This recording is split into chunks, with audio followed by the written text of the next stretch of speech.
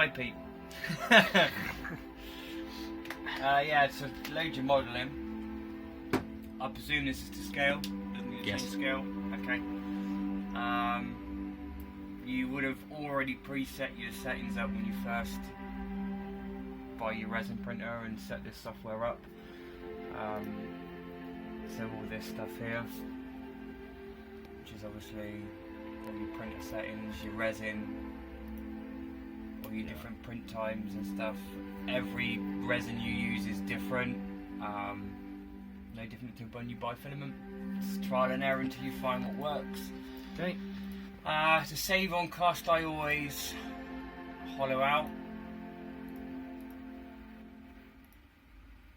So you hollow it. Okay, yeah. Hollows So it down for you. scaling it exactly the same as a filament printer. And then you have to put, you're meant to put a dig hole for resin to run out. Put it at the top of his head.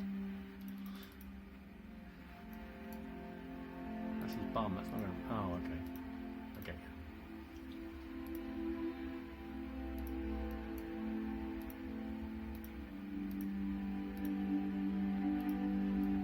So some tiny holes so the resin can run out.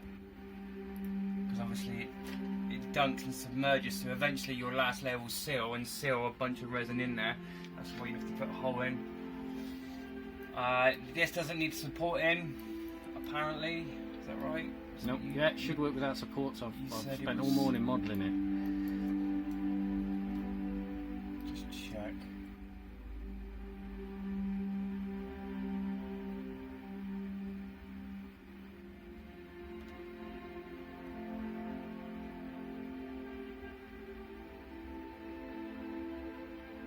And you shouldn't need. So you just slice, and then it will give you estimated times. It's never right. It says 3 hours, 1 minute. It's telling you that it's going to take 6.77 milliliters of resin or 7.1 grams. I already know that in my vat is already 150 grams of resin, so I don't need to worry about that. Ideally, you need to keep it topped up, because on a long print, if you forget and it runs dry, it will carry on printing and you'll have a failed print if your vat's run out. It's easy to forget. Usually they hold about 150 grams, so you can kind of gauge if you've got to top up halfway through your print or not from what it spews out here. Just save it to file, or in this case I'll stick. Takes a while to compile, so plug it in, tap print, scroll all the way down till you find it. Always shows you a little picture of what you're going to print. In this case, keep dragging, hit play. You can at this point change settings before it actually starts if you're not happy with what you originally put in. I won't change any of mine. And now the key thing you're listening for here to know if this print's going to be successful or not is a tonk after the first layer. It should always, if you listen,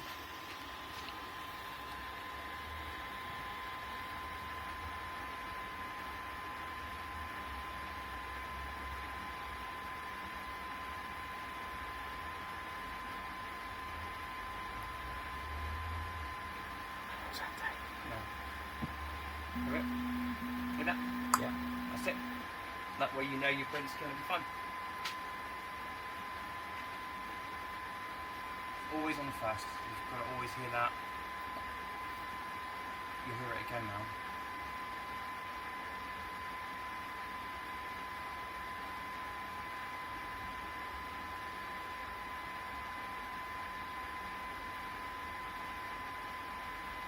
Yeah, the first layers are longer, as you would do in there, to make sure it sticks to the bed.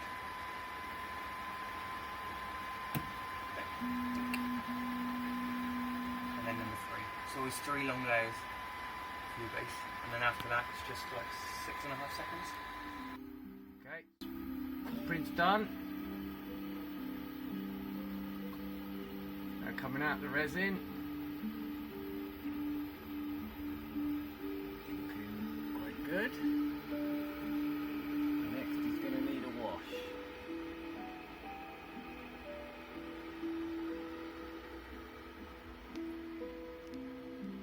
So what do you do? Snap it off at this point? No, you have to take the whole. Okay. You got to take the plate off.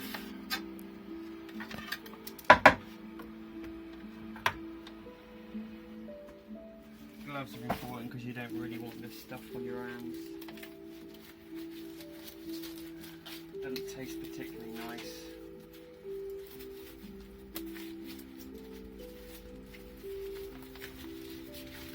Even though it is water washable resin, it still has a very nasty residue to it.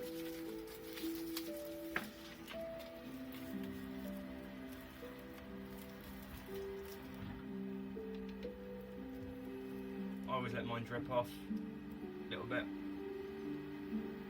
just because there would have been resin on the plate. As you can see, it's dripping.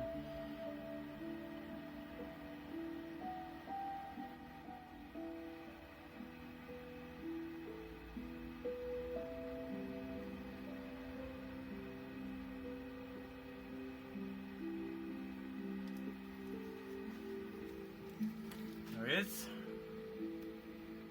Ready for a wash. Ready to come off for a wash. Now, what I need is my blade. There he goes. Like that. In the little tray. Clean. And what? Just rinse it, yeah. How do we run water?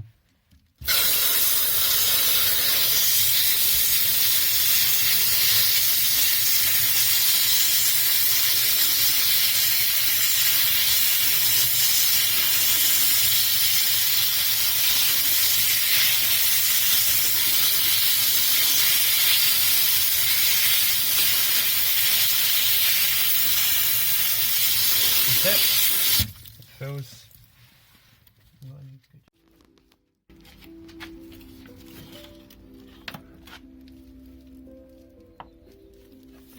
That's it. Goes in there for a 15-minute second cure, but I like to leave it for a couple of hours personally.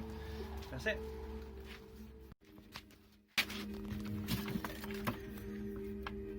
Yeah, it's cured. You can tell it's gone like an off-white now.